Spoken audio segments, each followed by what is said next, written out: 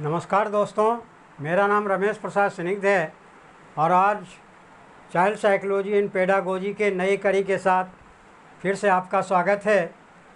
आज वृद्धि और विकास जो चैप्टर कई इसका वीडियो बन चुका है, क्योंकि बहुत लंबा चैप्टर है, कई बार मैं चर्चा कर चुका हूँ पिछले वीडियो में। अगर आप सीटेट की तैयारी कर रहे हैं, अगर डीएसएसबी की तैयारी कर रहे हैं, केवीएस की तैयारी कर रहे हैं या नवोदय विद्यालय के टीचर की तैयारी कर रहे हैं या अन्य रीटेट या एच-टेट या अन्य स्टेट के झारखंड टेट का एग्ज़ाम की, बिहार टेट, यूपी टेट की तैयारी कर रहे हैं, तो यह वीडियो आपके लिए सार्थक सिद्ध होगा। तो आज हम शुरू करते हैं वृद्धि और विकास की अगली कड़ी में। हमने इसके पहले वीडियो में ब्रूनर के बारे में बताया था, उसके पहले हम जीन पियाजेट के विकासवाद सिद्धांत के बारे में बताया था, उनके डिफरेंट फेजेज के बारे में बताया था। और आज मैं आपको लीव विगोत्स्की, ये भी एक बहुत बड़े मनोवैज्ञानिक थे जिन्होंने विकासवाद के सिद्धांत के बारे में यह भी कुछ बताए थे, जिस पर कुछ क्वेश्चन पूछा जाता है।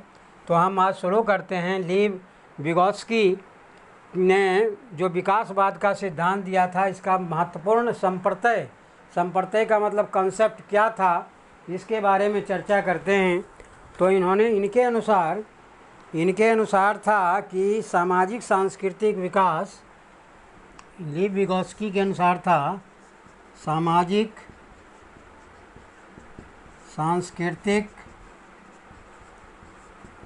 सांस्कृतिक विकास मानसिक विकास के लिए भी महत्वपूर्ण है। मानसिक विकास के लिए महत्वपूर्ण है।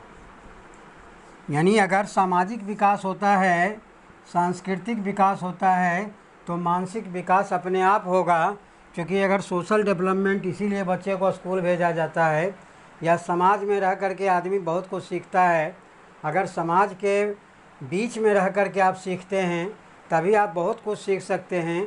समाज से अलग हो कर के सीखना संभव नहीं है। और सांस्कृतिक विकास, जो हमारा कल्चरल डेवलपमेंट है, वह भी हमारे लिए बहुत ज़रूरी होता है और मानसिक विकास के लिए बहुत ज़रूरी है। बच्चे के मानसिक विकास में सामाजिक और सांस्कृतिक विकास का अपना अलग योगदान है, अपना अलग महत्व है। इसके बारे में इन्होंने महत्वपूर्ण कुछ सिद्धांत दिए हैं। इन सिद्धांत के जो 3 संप्रत्यय हैं, पहला इन्होंने कहा था आत्मसातीकरण का सिद्धांत, थ्योरी ऑफ इंटरनेशनलाइजेशन। दूसरा इनका था समीपस्थ विकास का क्षेत्र, जोन ऑफ प्रॉक्सिमल डेवलपमेंट। और तीसरा था ढांचा, स्कैफ फोल्डिंग। ये 3 सिद्धांत के बारे में इन्होंने बताया था। सबसे पहले हम आत्मसातीकरण की मुख्य बातें बता रहे हैं। आत्मसातीकरण में क्या होता है? बालक परिवार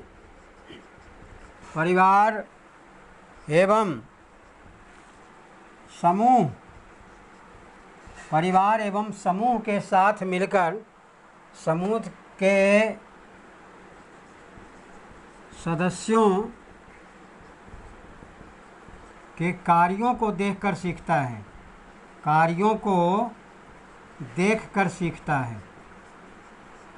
और तभी उसका विकास होता है। यानी आत्मसातीकरण का मतलब है कि बालक जो होता है परिवार एवं समूह के सदस्यों के साथ, समूह का मतलब यहाँ पर है समाज से है, समाज के सदस्यों के कार्यों को देख करके सीखता है, क्योंकि समाज के बीच में रह करके ही वह सीख सकता है।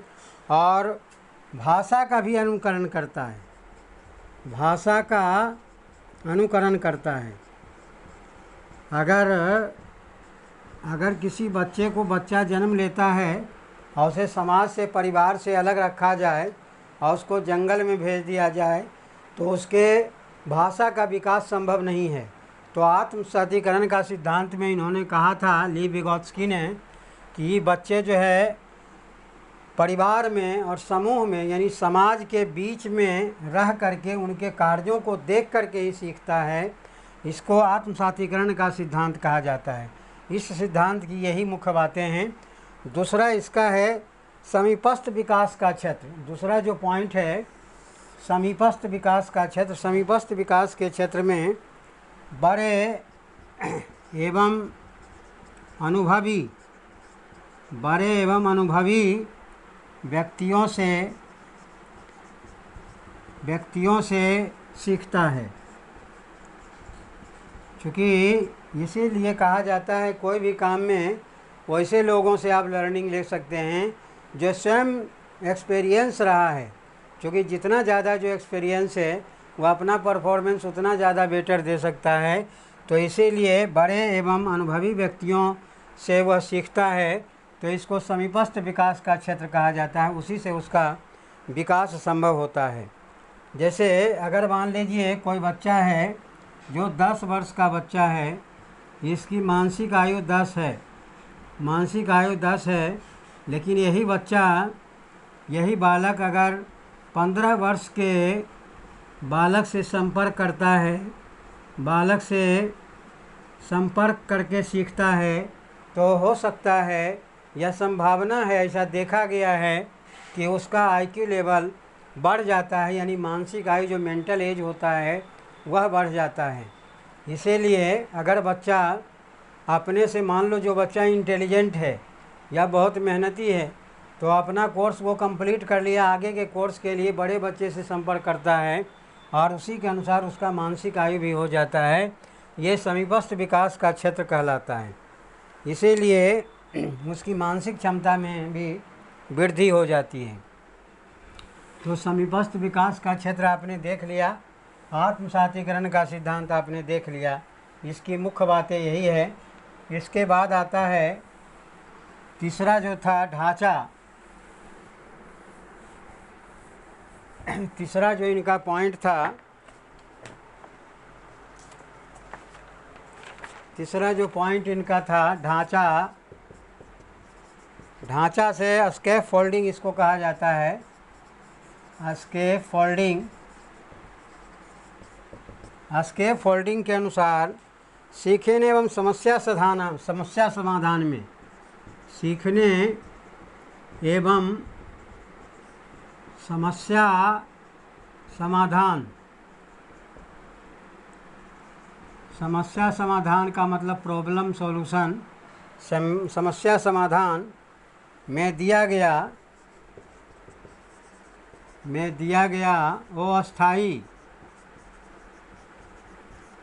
अस्थायी सहयोग ही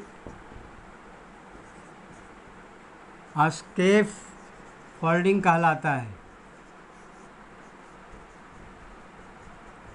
यानी कोई भी अगर किसी को कुछ सिखा रहा है तो हमेशा नहीं सिखाते रहेगा, उसमें कुछ इनिशियल स्टेज में उसको कुछ बता दिया, मदद कर दिया, वो एक ढांचा दे दिया जिसको कहते हैं कि ब्लूप्रिंट एक तैयार हो जाता है।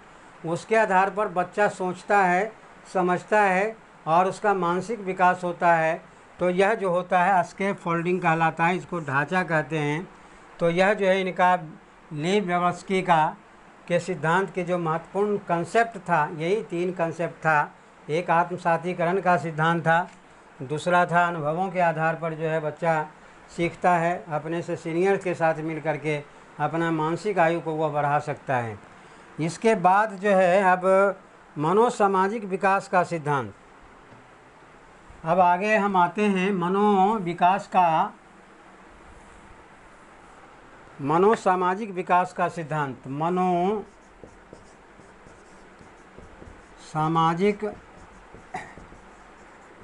विकास का सिद्धांत।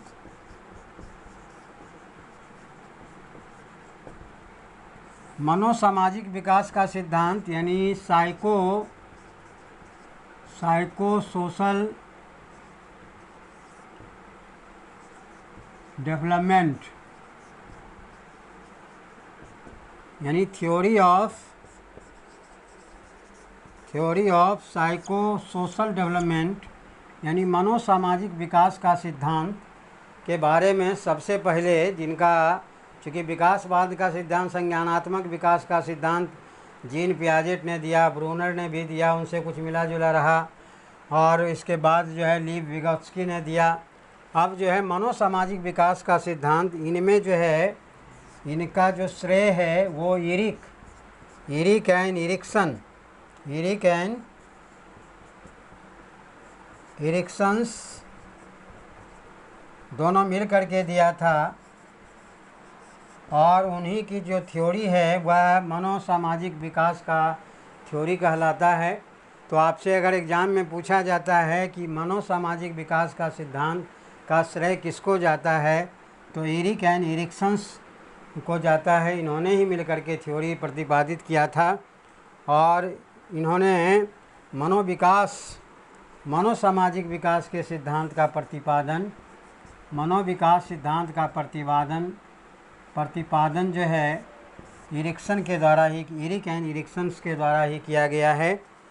और यह जो सिद्धांत का प्रतिपादन उन्होंने किया था 1963, 1968 और 1990 में 3 बार इन्होंने दिया। पहले बार जो दिया उसमें कुछ मॉडिफिकेशन करके 96 में भी दिया, फिर 1980 में, 1980 में और सुधार करके इन्होंने दिया।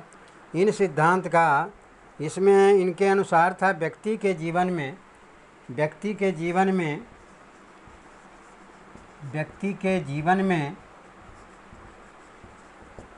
कुछ कार्य निर्धारित होते हैं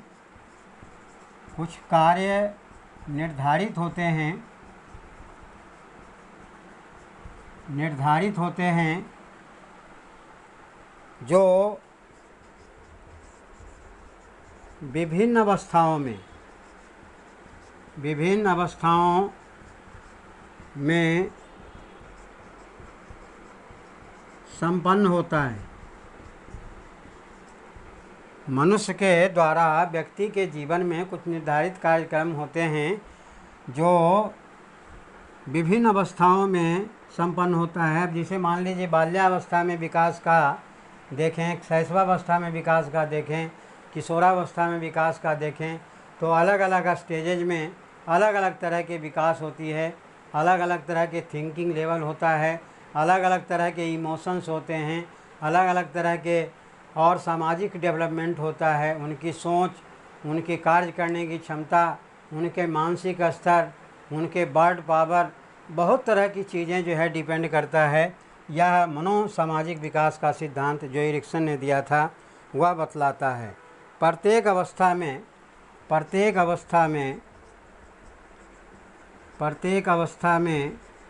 व्यक्ति नकारात्मक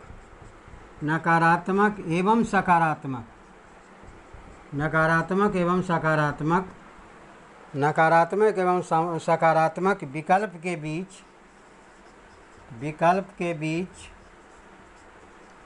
संघर्ष करता है। जैसे छोटे बच्चे के साथ ले लें या बड़े बच्चे के साथ, सभी के साथ ऐसा होता है कि कभी कभी मन में निगेटिव थॉट भी आते हैं, कभी पॉजिटिव। अगर मान लो परीक्षा में बच्चा टेस्ट देता है और नंबर अच्छा नहीं आता तो उसे लगता है कि भाई हम फेल कर जाएंगे, हम परीक्षा, तो निगेटिव थॉट आ गया। लेकिन अगर बच्चा को नंबर मान लो 100 में 80 मार्क्स आता है तो वह सोचता है कि जब 80 आ गया है तो 90 भी आ जाएगा, और 90 वाला सोचता है कि हमें 100 आ जाएगा। तो वहाँ जो सोच होता है वह उसका पॉजिटिव सोच होता है। लेकिन अगर बच्चा टेस्ट में फ़ेल हो जाता है तो उसके दिमाग में लगता है कि अगला टेस्ट में भी हम फेल हो जाएंगे, मैथ हमारे बस की नहीं है, या साइंस हमारे बस का नहीं है, या इंग्लिश हमारे बस का नहीं है। तो यह ऐसा होता है, दोनों तरह के बीच में उनको संघर्ष का सामना करना पड़ता है। एरिक्सन ने मनोसामाजिक विकास की अवस्था को एरिक्सन ने मनोसामाजिक विकास के सिद्धांत को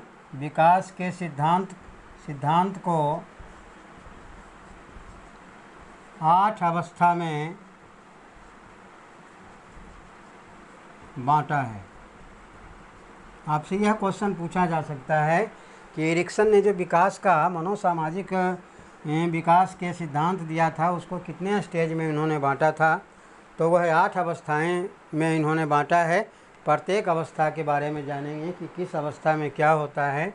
तो मनोसामाजिक सिद्धांत जो एरिक्सन एरिक एरिक्सन के द्वारा दिया गया।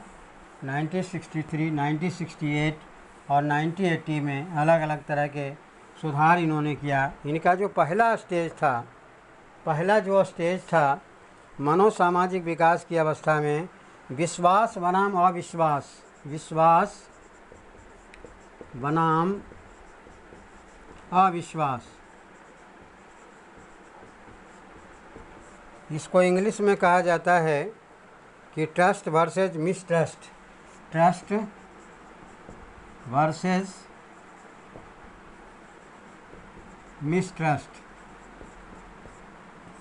देखिए, विश्वास बनाम अविश्वास, यानी कब बच्चे को अपने ऊपर कॉन्फिडेंस आता है, कब वह कॉन्फिडेंस लूज करता है, इसके बारे में इनका कहना था कि शिशु का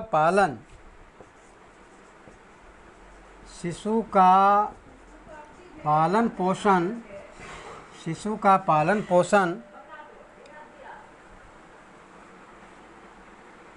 उनके प्यार एवं विश्वास पर निर्भर करता है। अगर बच्चे का लालन पालन में प्यार है और उसके ऊपर विश्वास करके उसके बारे में सोचा जा रहा है, तो बच्चे का जो है डेवलपमेंट, उसका जो मानसिक विकास होगा या जो सोशल डेवलपमेंट होगा वह बहुत सही ढंग से होगा।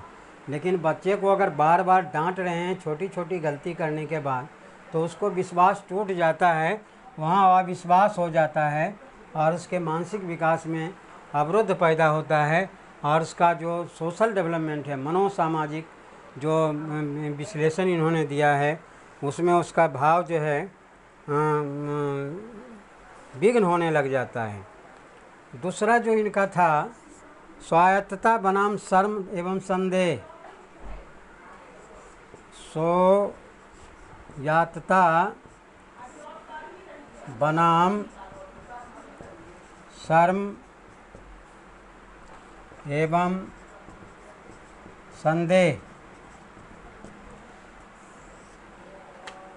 यह 18 महीने से 3 वर्ष की जो अवस्था में बालक होता है, उस दरम्यान में स्वायत्तता, शर्म एवं संदेह की भावना उसमें उत्पन्न होती है। और जब बालक की ऊर्जा का निर्देशन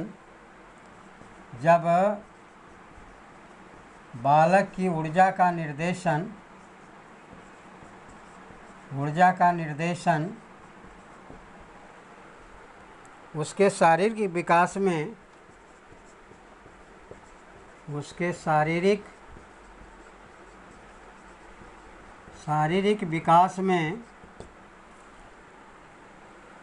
उचित ढंग से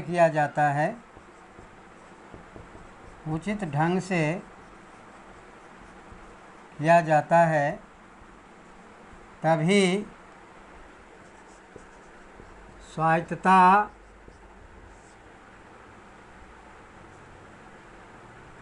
उत्पन्न होती है। यानी उसमें यह कॉन्फिडेंस आ जाता है और वह किसी काम को जो है सही ढंग से कर सकता है, उसका विकास हो सकता है। तीसरा नंबर है पहल बनाम अपराध।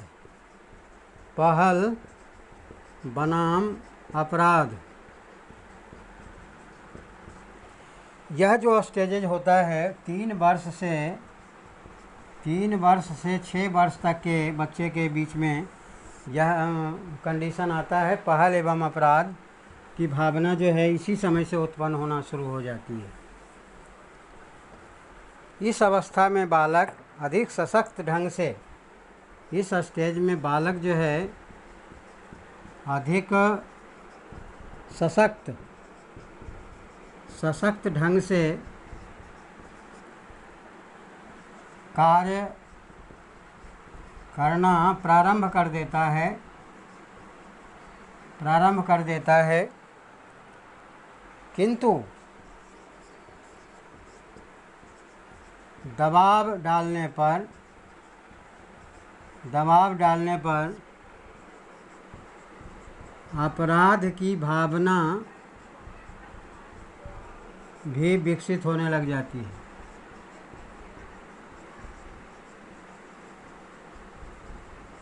यह इनकी ये स्टेज में, यानी 3 से 6 वर्ष के स्टेज में अगर बालक अधिक सशक्त ढंग से कार्य करना प्रारंभ करते हैं, किंतु अगर उसके ऊपर दबाव डाला जाता है कि ये नहीं ये करो, तो वह बच्चा में अपराध की भावना विकसित होने लग जाती है और उसी समय से वह गलती वह करना शुरू कर देता है या गलती कर भी देता है। इसके बाद है नंबर 4 में परिश्रम बनाम निकृष्टता। परिश्रम बनाम निकृष्टता, यह जो स्टेजेज होता है 6 से 12 वर्ष के स्टेज में होता है बच्चे में। 12 वर्ष के स्टेज में बच्चा में परिश्रम करने की आदत डेवलप होने लग जाती है और वह किसी काम को बहुत ही सही ढंग से करता है, लेकिन अगर उसको काम को मोटिवेट नहीं किया गया, अगर उसको रिवार्ड नहीं दिया गया, तो वह बच्चा जो है निकृष्ट भी हो जाता है, यानी काम के प्रति उदासीन भी हो जाता है। और यह 6 वर्ष से 12 वर्ष के बच्चे में यह देखा गया है। तो परिश्रम यानी परिश्रम करेगा, अगर उसको आप मोटिवेट, हाँ बेटा और अच्छा कर सकते हो, और अच्छा कर सकते हो, better you can do better and better day by day in every way, you can माने you get better and better day by day in every way, you are thinking better and better, तो बच्चा जो है वह परिश्रम और ज़्यादा करेगा। लेकिन अगर उसको आप हरास करते हैं कि देखो वो लड़का 90 लाया, तुम जो है 45 नंबर लाए, तुम कुछ नहीं कर सकते हो, तुम जीवन में कुछ नहीं कर सकते हो, खाली खेलने पर ध्यान देते हो, तो यह गलत जो होता है, तो बच्चा और निष्क्रिय हो जाता है, निकृष्टता का बोध आने लग जाता है। इस अवस्था में नए कौशल का विकास शुरू हो जाता है। नए कौशल का विकास शुरू हो जाता है। जैसे लड़कों में खेल के प्रति जागरूकता बढ़ जाती है, लड़कियों में खिलौने बनाने के प्रति जागरूकता या किचन में कुछ काम करने के प्रति जागरूकता, तो यही स्टेज में शुरू हो जाता है। इसके बाद है 5वां जो इनका स्टेज था, इसका इरेक्शन का 5वां जो स्टेज था, 5वां स्टेज में इन्होंने पहचान बनाम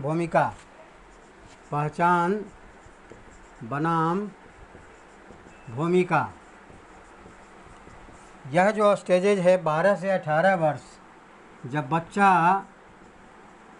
बच्चा एडोलेसेंस पीरियड में प्रवेश करता है तो चाहता है कि मेरी एक पहचान हो, और वो पहचान के लिए परेशान होता है और उसकी एक भूमिका हो, कहीं पर कोई रोल अदा करने के दिया जाए, कोई जिम्मेवारी दिया जाए जिसको वह कर सके। यह स्टेज पहचान बनाम भूमिका का स्टेज है। स्वपहचान बनाने के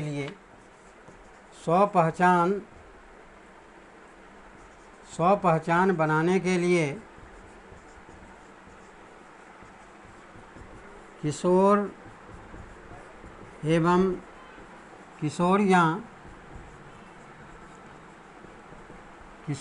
किशोरियाँ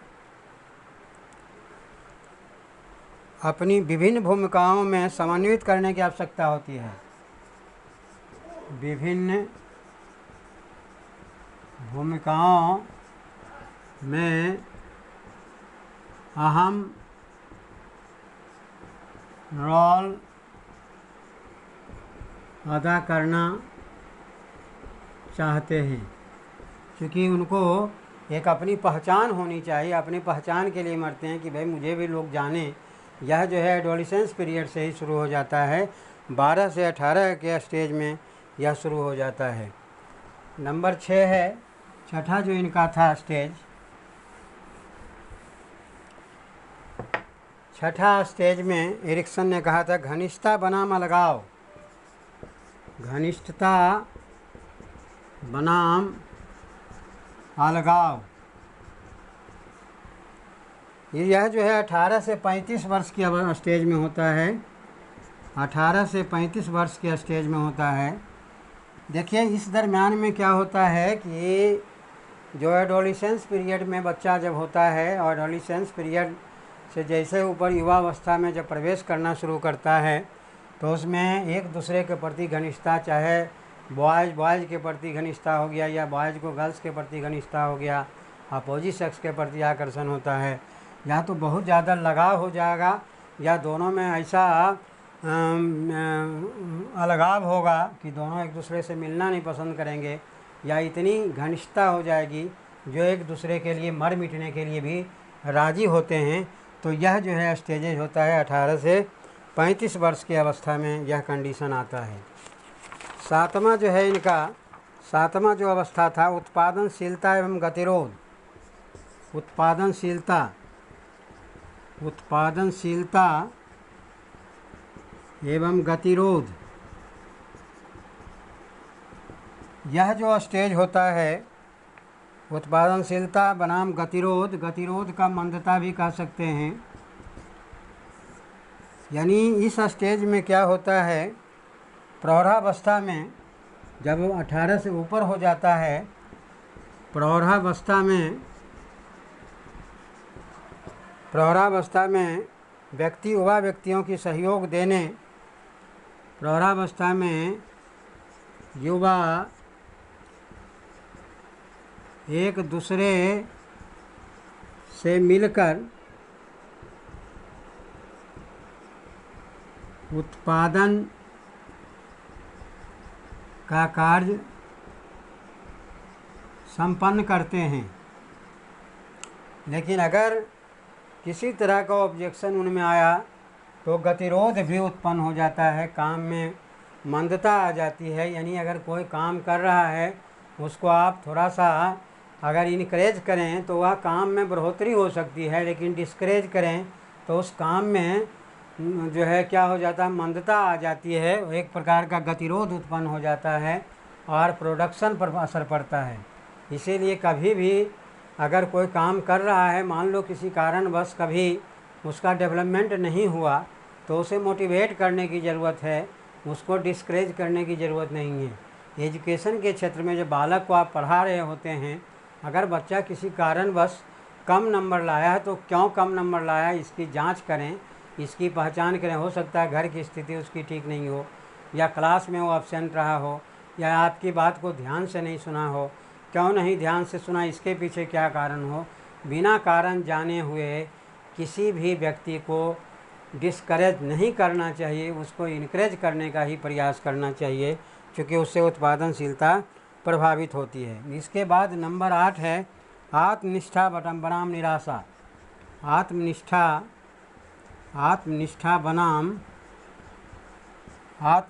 बनाम निराशा।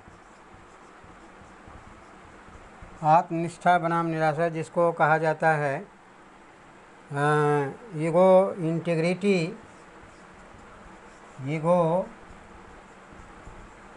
इंटीग्रिटी वर्सेस डिस्पेयर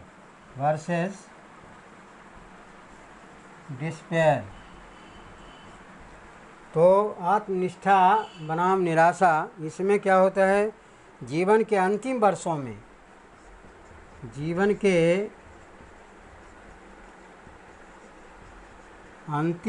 में व्यक्ति अपने आप से प्रश्न पूछता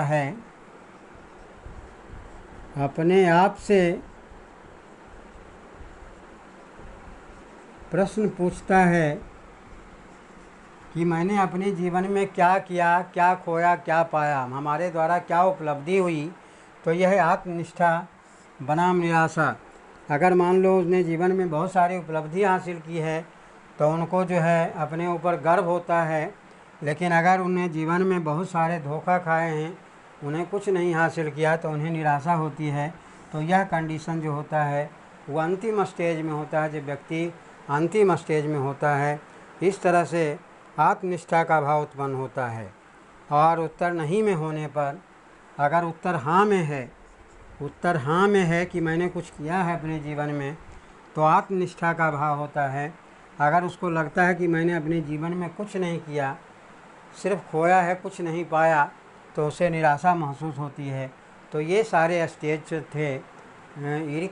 इरिक्सन का स्टेज था, जिन्होंने मनोसामाजिक विकास के सिद्धांत के संप्रत्यय को दिया था, उसके आधार पर इन्होंने ये बतलाया था। अब जो है हमारा सामाजिक विकास हो गया, इसके बाद मानसिक विकास हो गया, उसके बाद अब जो आ रहा है हमारे सामने नैतिक विकास के बारे में जानेंगे।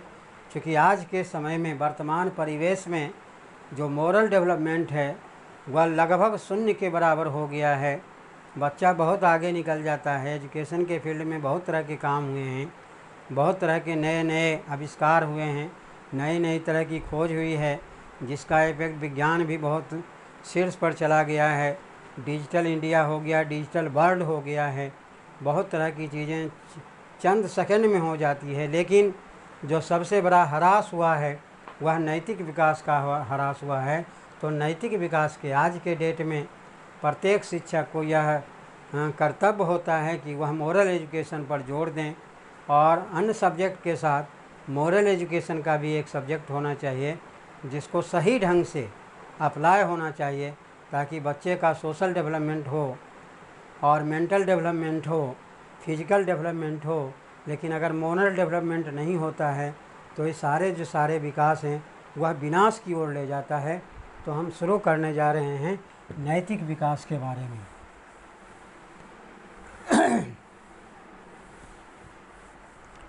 नैतिक विकास जिसको मोरल डेवलपमेंट कहा जाता है, ये 5वां पॉइंट है वृद्धि और विकास के। नैतिक विकास को मोरल डेवलपमेंट कहा जाता है। नैतिक विकास के बारे में आप लोग जानते हैं कि व्यक्ति जिस समाज में रहता है, जिस समुदाय में रहता है, वहाँ के नियम कानून को ध्यान में रखते हुए उनका अनुसरण करना ही नैतिक मूल्य कहलाता है, जिसको मोरल वैल्यू कहते हैं। यानी एजुकेशन में जिसे आजकल आता है, सारे सब्जेक्ट में 9th-10th में वैल्यू बेस्ड क्वेश्चन आता है। तो वैल्यू बेस्ड क्वेश्चन जो होता है, अगर मान लो सोशल में आ रहा है, हिंदी में आ रहा है, इंग्लिश में आ रहा है, तो लगता है कि समाज से है रिलेटेड। मैथ में भी आने लगा, साइंस में भी आने लगा है। तो व्यक्ति जिस समाज या समुदाय में रहता है, वह जिस समुदाय में या समाज में रहता है, उस समुदाय और समाज का सामाजिक बंधन होता है, और सामाजिक बंधन को ध्यान में रख करके उनका अनुसरण करना ही नैतिक विकास है। यानी जो मोरल डेवलपमेंट है, यानी समाज में जो हो रहा है, जो अच्छा काम हो रहा है, उसी के अनुसार अपने आप को ढालना, उसी के अनुसार चलना, यह नैतिक विकास का परिचायक होता है। तो नैतिक विकास जो होता है, अलग अलग नॉर्म्स होते हैं, समाज के अलग अलग आदर्श होते हैं, और समाज के आदर्श का पालन करना भी नैतिक विकास का लक्षण है। कि अगर आदर्श का पालन हो रहा है तो नैतिक विकास किस तरह से डेवलपमेंट हो रहा है। तो यह जो है नैतिक विकास के संबंध में। और नैतिक विकास जब होता है तो बौद्धिक विकास भी साथ में जुड़ा हुआ है, और नैतिक विकास से सामाजिक विकास भी जुड़ा हुआ हो। यानी अगर नैतिक विकास होगा तो सामाजिक विकास भी होगा, बौद्धिक विकास भी होगा, और समाज के बीच में रह करके वह सही ढंग से किसी कार्य को कर सकते हैं। तो सबसे पहले विकासवाद के सिद्धांत देने वाले जो कॉग्निटिव डेवलपमेंट, संज्ञानात्मक विकास के बारे में जीन पियाजेट ने कहा था, नैतिक विकास के बारे में भी उनका सिद्धांत है। तो हम सबसे पहले नैतिक विकास में जानेंगे। नैतिक विकास में जीन पियाजेट का नैतिक विकास सिद्धांत क्या था और उन्होंने क्या कहा था नैतिक विकास। जीन पियाजे का नैतिक विकास सिद्धांत, यानी gene Piaget theory of moral development, gene Piaget's theory of moral development. Moral development के बारे में इन्होंने क्या सिद्धांत दिया था जीन पियाजे का कहना था कि इनके अनुसार नियमों,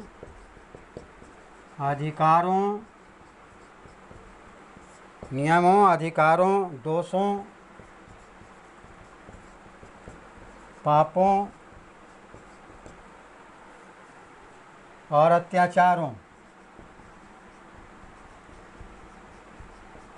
अत्याचारों के मूल्यांकन,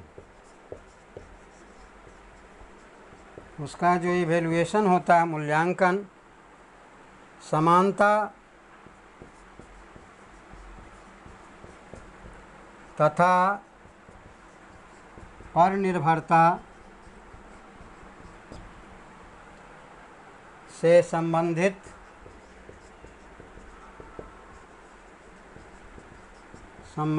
प्रश्न एवं कहानी के माध्यम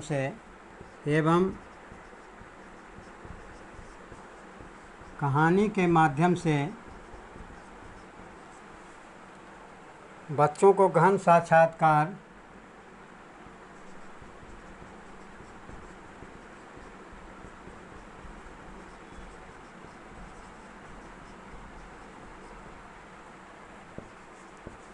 के आधार पर इन्होंने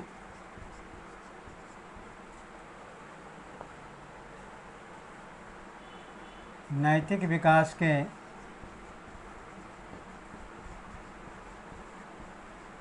4 स्तर बताए हैं। इन्होंने नियमों, अधिकारों, दोषों, पापों और अत्याचारों के मूल्यांकन, समानता तथा परनिर्भरता से संबंधित प्रश्न एवं कहानी के माध्यम से बच्चों का गहन साक्षात्कार किया। उसके आधार पर इन्होंने नैतिक विकास के सिद्धांत को 4 स्तर में बांटा है। चूँकि नैतिक विकास में कैसे किसी का नैतिक विकास होता है, मोरल डेवलपमेंट कैसे होता है, कैसे किया जाए, क्यों किया जाए, कब करना है, ये सारी चीज़ों के बारे में इन्होंने अपने विकासवाद सिद्धांत में बताया है। नैतिक विकास सिद्धांत में इन्होंने बताया। नियम बनाने से पहले उन्होंने बहुत सारे नियम को पढ़े, पापों के बारे में, अत्याचारों के बारे में, दोषों के उससे संबंधित कहानी, बच्चों का साक्षात्कार लिया, उसके आधार पर ये इन्होंने बताया।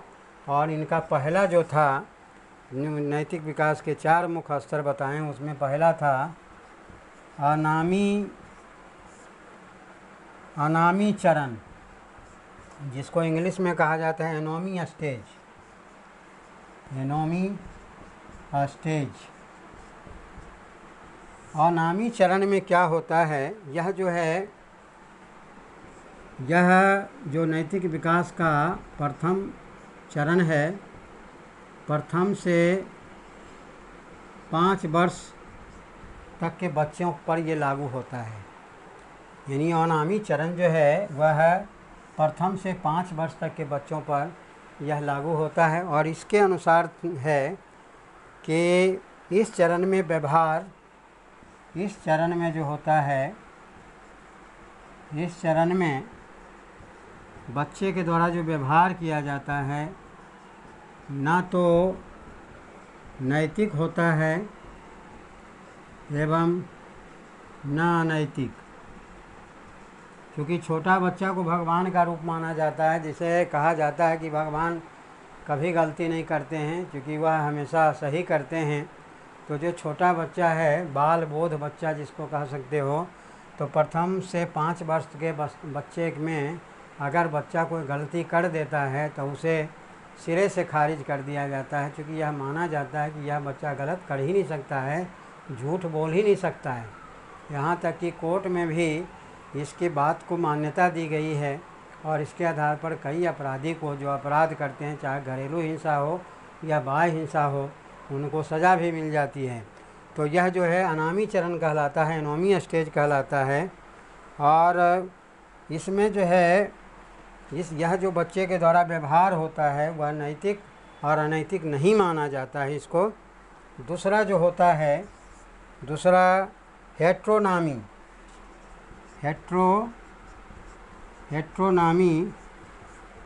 जिसको इंग्लिश में भी हेटेरोनॉमी कहा जाता है। हेटेरोनॉमी यह जो है ऑथोरिटी स्टेज भी इसको कहते हैं, ऑथोरिटी स्टेज कहा जाता है। यह जो स्टेज होता है वह 5 वर्ष से 8 वर्ष के बच्चे के लिए उपयोगी माना जाता है, जिसको हेटेरोनॉमी कहा जाता है। हेटेरोनॉमी अनामी जिसमें प्रथम से 5 वर्ष, इसमें 5 से 8 वर्ष। इसमें क्या होता है, अधिकार चरण इस स्टेज में अधिकार चरण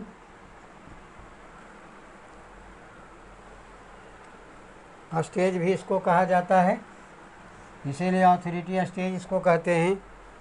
इसमें इसे कृत्रिम परिणामों के अनुशासन का नाम दिया गया है। इसे कृत्रिम परिणामों के अनुशासन का नाम दिया गया है। क्योंकि जो हेटेरोनॉमी होता है इसमें जो बच्चे को मोरल डेवलपमेंट के बारे में बताया जाता है, तो इसे कृत्रिम परिणामों के अनुशासन का नाम दिया गया है। यानी बाह्य रूप से, कृत्रिम का मतलब होता है बाह्य रूप से बच्चे के 5 से 8 वर्ष के बच्चे पर दबाव डाल करके उसको अपने अनुसार करना और उनको यह बताना कि तुम्हें इसको प्रणाम करना है, इसको नमस्कार करना है, यहाँ मंदिर के सामने हाथ जोड़ना है, और बच्चा डर से करता है। उसकी इच्छा, जब बच्चा बड़ा हो जाता है, जब एडोलेसेंस पीरियड में होता है, तो कई बच्चे भगवान के सामने नहीं प्रणाम करते हैं, कहते हैं ये सब बकवास है, पत्थर है, ये है। तो देखिए, भगवान को मानना होता है, जानना नहीं होता है। क्योंकि जब आप जानने का प्रयास करेंगे तो वह भी कहेंगे ठीक है बेटा तुम जान ले। मानना होता है, भगवान मानने की चीज़ें, जानने की चीज़ें है। एक नेचुरल पावर है, नेचुरल शक्ति है जो हमें चला रहा है। अगर मैं बोल रहा हूँ, आप सुन रहे हैं, तो इसके पीछे एक परम पिता परमात्मा का ही हाथ है, जो वो कहते हैं कि मुझे मानो, जानने का प्रयास मत करो। क्योंकि मुझे अगर जानने का प्रयास करोगे तो तुम घूमते रह जाओगे और तुम्हें कुछ नहीं मिलेगा। तो हेटेरोनॉमी में क्या होता है, कृत्रिम दबाव दे करके, यानी बच्चे को नैतिक विकास के लिए कहा जाता है कि तुम सवेरे उठ कर के माँ को प्रणाम करो, अपने पापा को प्रणाम करो, या भाई को प्रणाम करो, या दादा दादी को प्रणाम करो। तो ये कृत्रिम परिणाम है एक तरह से, यानी वो स्वेच्छा से नहीं करता है, वह एक दबाव के कारण करता है, और फिर वही जो है उसकी आदत पड़ जाती है, फिर आगे वह करता चला जाता है। तो इस तरह से जो है पारस्परिक आदान प्रदान द्वारा नियंत्रित होता है। तीसरा जो इनका था स्वायत्तता चरण, तीसरा जो चरण था स्वायत्तता चरण, जिसको इंग्लिश में कहा जाता है ऑटोनॉमी स्टेज। ऑटोनॉमी स्टेज यह जो है 13 से 18 वर्ष के बच्चों में ये लागू होता है। जो 13 to 18 या 19 भी कह सकते हैं, जो टीन एजर होते हैं, यानी एडोलेसेंस पीरियड वाले बच्चे होते हैं, उसमें तीसरा चरण काम करता है। तीसरा चरण जो नैतिक विकास का है, इसमें कहा गया है कि पियाजे ने इसे समता का चरण भी कहा जाता है। स्वायत्तता को पियाजे ने इसे समता का चरण भी कहा जाता है, समता का चरण भी कहा है।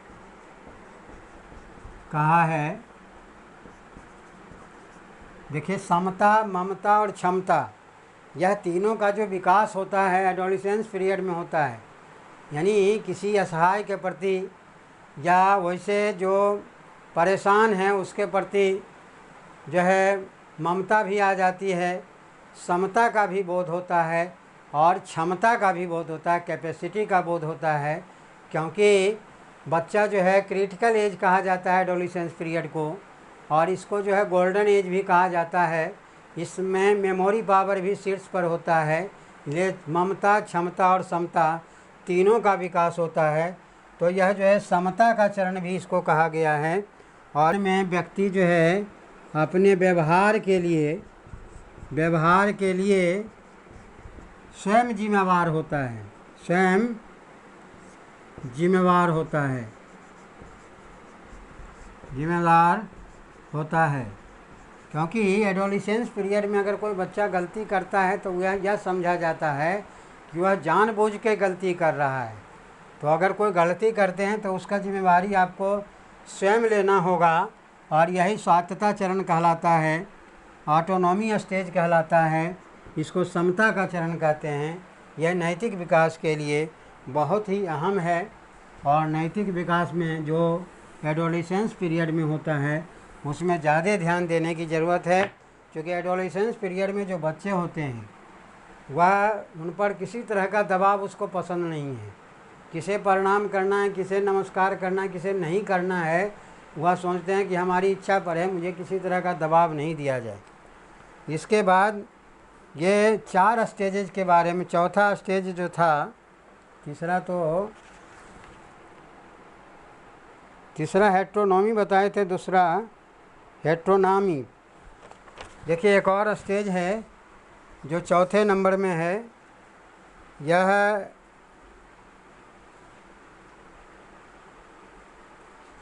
दूसरा स्टेज के बारे में हमने बताया था। तीसरा स्टेज, ये चौथा स्टेज है स्वायत्तता का।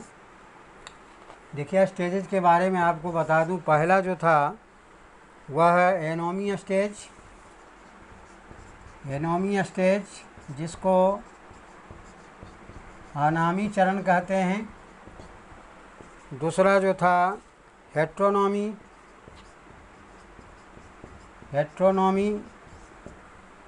जिसको अधिकार चरण कहा जाता है। और तीसरा जो था हेट्रोनॉमी,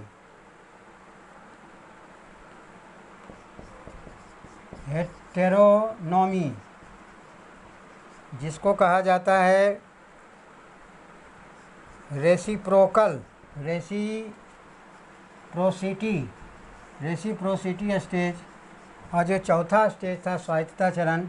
और इन्होंने नैतिक विकास पर जीन पियाजे ने 4 स्टेज के बारे में बताया था, और चारों स्टेजेज में किसमें क्या होता है ये भी आपको हमने बता दिया। तो पियाजे के विचार के जो महत्वपूर्ण संपर्क कंसेप्ट थे वह क्या थे, उसके बारे में हम जानेंगे।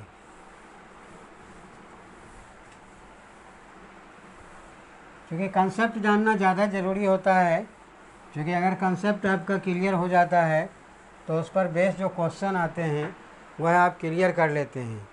तो पियाजे के विचार के महत्वपूर्ण संपर्क है, इम्पोर्टेंट कंसेप्ट पियाजे, यानी जीन पियाजे आप लिख सकते हैं या पियाजे भी लिख सकते हैं। जीन पियाजे के विचार के महत्वपूर्ण संप्रत्यय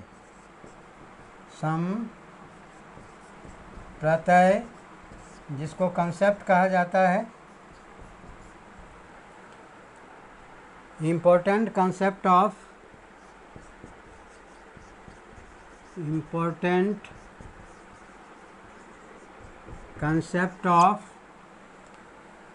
पियाजेट व्यू।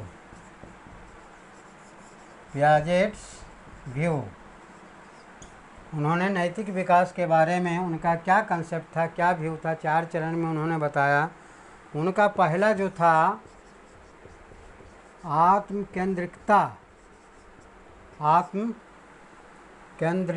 केंद्रिकता, जिसको ईगो सेंट्रिसिटी कहा जाता है, ईगो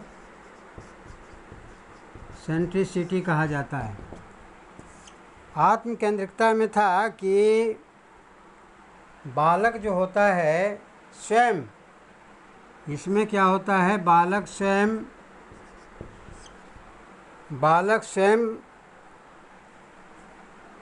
अपने क्रियाकलाप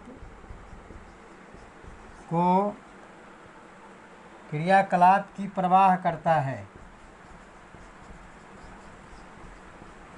यानी जो एक्टिविटी है उसकी परवाह वह स्वयं करता है। दूसरा इनका था कि समाज केंद्रिकता, समाज केंद्रिता। जैसे जैसे बालक बड़ा होता है, इसमें है जैसे जैसे बालक बड़ा होता है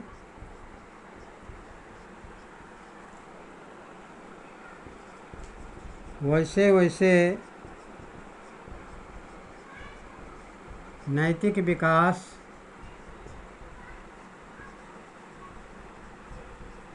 होती है। क्योंकि छोटे बच्चे में मोरल डेवलपमेंट नहीं, लेकिन धीरे धीरे जैसे जैसे बढ़ता है उसका मोरल डेवलपमेंट होता जाता है, बशर्ते है कि परिवार उसका सही हो, समाज सही हो, स्कूल सही हो, पढ़ाने वाले टीचर सही हो, उसके माता पिता सही हो, तो ऑटोमेटिक है कि उसका नैतिक विकास सही ढंग से होगा। प्रतिफलात्मक न्याय, नंबर 3 है प्रतिफलात्मक न्याय, जिसको कहा जाता है रिट्रीब्यूटिव जस्टिस। रिट्रीब्यूटिव जस्टिस, ये प्रतिफलात्मक, इसमें क्या होता है, बच्चा को यह पता होना चाहिए कि अपराध करें तो हमें दंड मिलेगा। अगर अपराध करेंगे, अपराध करने के बाद हमें दंड मिलेगा, तो उसका नैतिक मूल्यों का ह्रास नहीं होगा।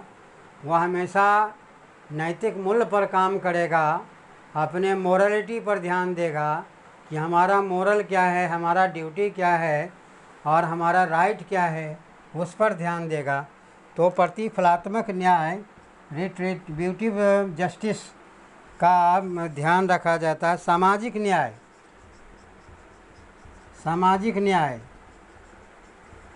देखिए अगर बच्चा समाज के बीच में रह कर के अगर कोई गलत काम कर देता है, तो समाज से उसे बहिष्कृत होने का डर होना चाहिए, और वह डर अगर उसमें है तो यह तभी हो सकता है जब उसका नैतिक विकास हुआ है। अगर नैतिक विकास नहीं हुआ है तो यह संभव नहीं है। नंबर 5 है, 5वां इसका है, बस ये 4 ही हैं मेन जो इनका है, इनके पियाजे के सिद्धांत जो विकासवाद नैतिक विकास का सिद्धांत जो इन्होंने दिया, उसके 4 महत्वपूर्ण संपत्ति हैं। आत्म केंद्रिकता, समाज केंद्रिकता, प्रतिफलात्मक न्याय और सामाजिक न्याय।